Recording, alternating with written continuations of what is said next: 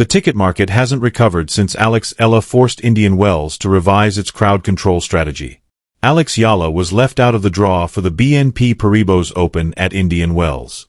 Indian Wells was added to the tour stop by Alex Eala. In Indian Wells, the entire world is now watching and cheering. Take a look at this. This was in Australia, after all. There was a line in Court 6. It went for miles at the Osha, but I realize I'm exaggerating. It was crazy. There are crazy scenes.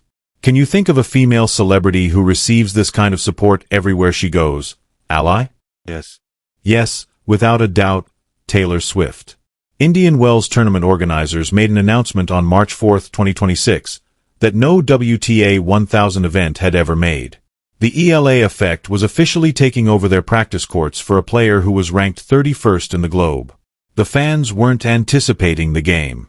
Before a single ball was hit in competition, Filipino communities from all over California, the state with the largest Filipino population in the U.S., estimated to be close to 2 million, were already packing every training session.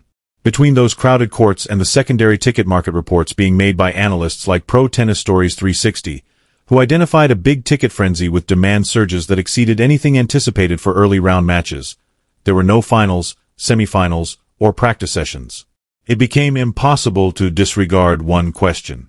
Before the bracket had began, how did one Filipino player make the WTA's largest North American swing a sold-out event?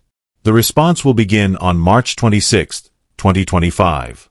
At the 2025 Miami Open, Alex Eala entered the court as a wild card. Ranked 140th in the world. Egantek, the top player in women's tennis at the time, was her opponent and ranked second in the world. What transpired was not an upset in the conventional sense. It was a methodical deconstruction.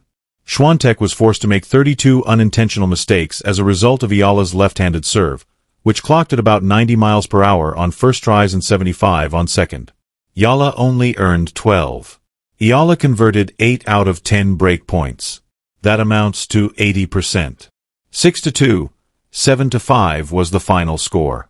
And when the $332,160 prize money for that one tournament was added up, it almost doubled what she had made over her whole career. In just 1 week, her ranking rose from 140 to 75, a 65-spot increase. Entry to the Grand Slam main draw is unlocked. Sponsor talks picked up speed, and the WTA's business infrastructure began to recalculate. I would have to admit that there was a little bit of Sonia MSA back in her prime. It's clear that Indian fans adored her and followed her all over the world.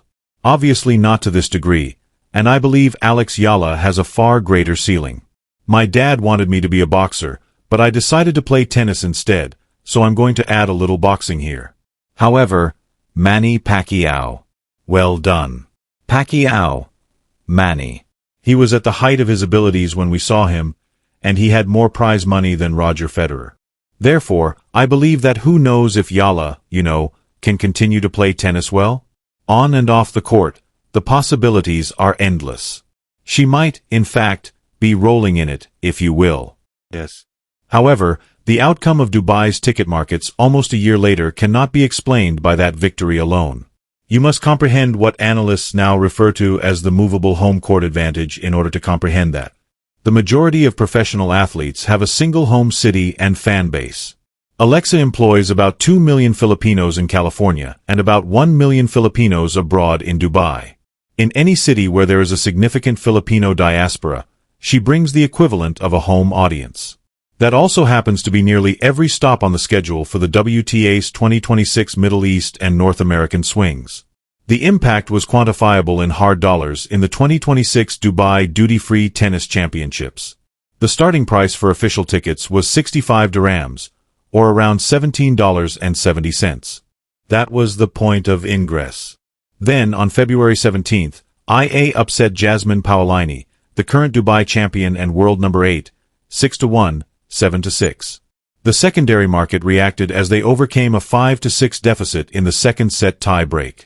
Several players and experts said that the mood in the stadium was unlike anything experienced at an AA 1000 event. Significant resale premiums on Eala's quarterfinal sessions began to surface quickly. For many in that market, The 65 dirham face value was now a starting point rather than a ceiling. At that point, the players themselves began to validate what the statistics had already revealed. She also has a smile that brightens any space. She defeated Digger Fientech last year, and I remember that she did it with a lot of grace and humility. I thought it was amazing to watch her win that match and to watch her try to keep improving because I like her style of play. She certainly wants to improve from her current position as the 32nd best player in the world, but she has excellent hand-eye coordination and the ability to take the ball early and reroute it. However, I always enjoy the fan things because when players from tiny nations reach the top, their supporters are quite enthusiastic. Interestingly, Ali brought up Sonia Maraza. On Instagram, she has about 13 million followers. That is almost as many as Alcaraz and Sabalenka put together, and 5 million more than Carlos Alcaraz. Sonia has been, and will continue to be that size.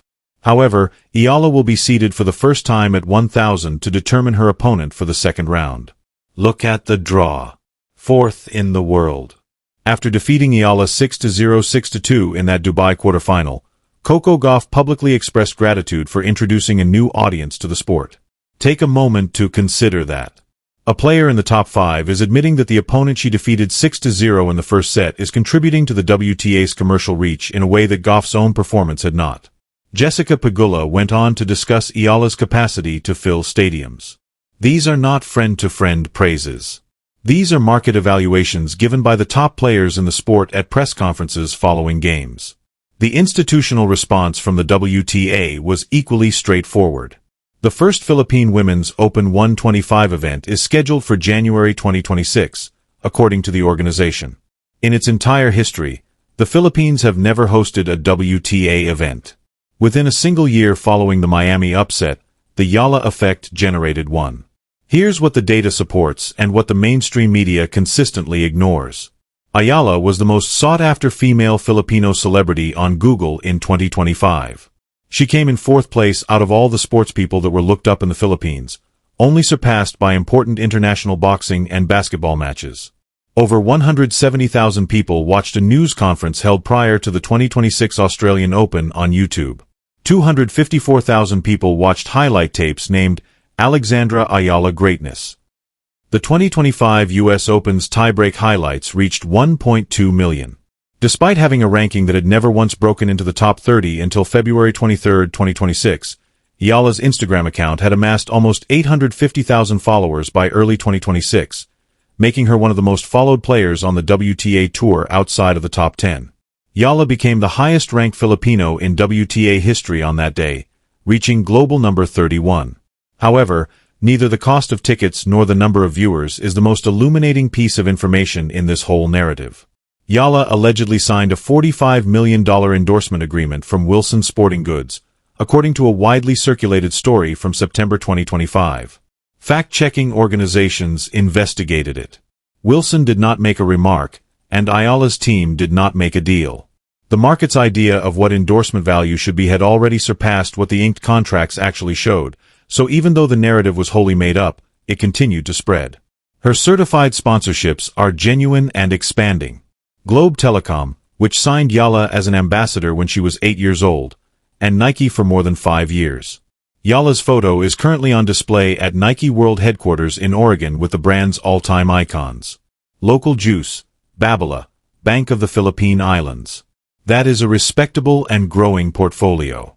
However, the verifiable data cannot tell you what the $45 million fraud does.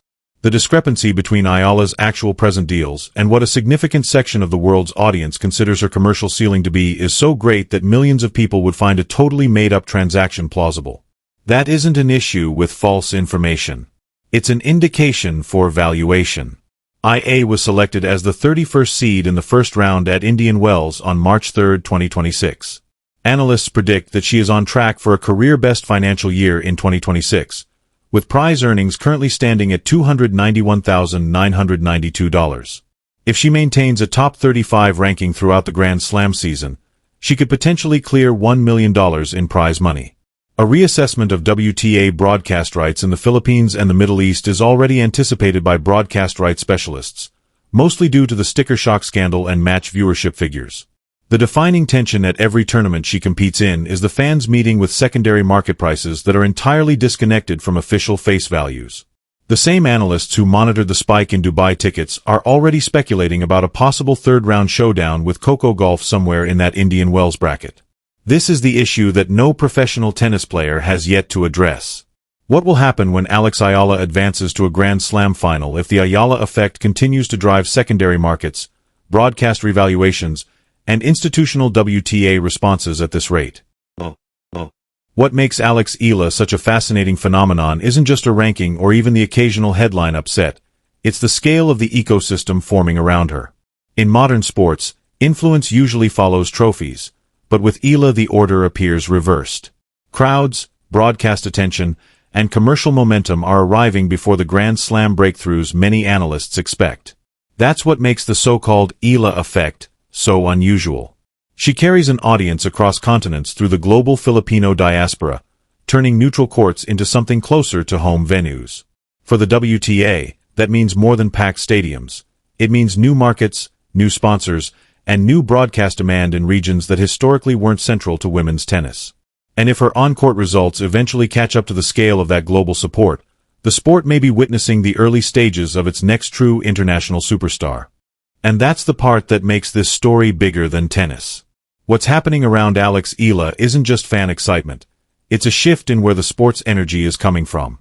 For decades, women's tennis has been dominated by a handful of traditional markets in Europe and North America. But Eala's rise is showing something different. A massive, passionate audience in Southeast Asia and across the global Filipino diaspora that has been waiting for someone to represent them on the biggest stage. Every packed practice court, every spike in ticket demand, every surge in online views sends the same message to the tennis world.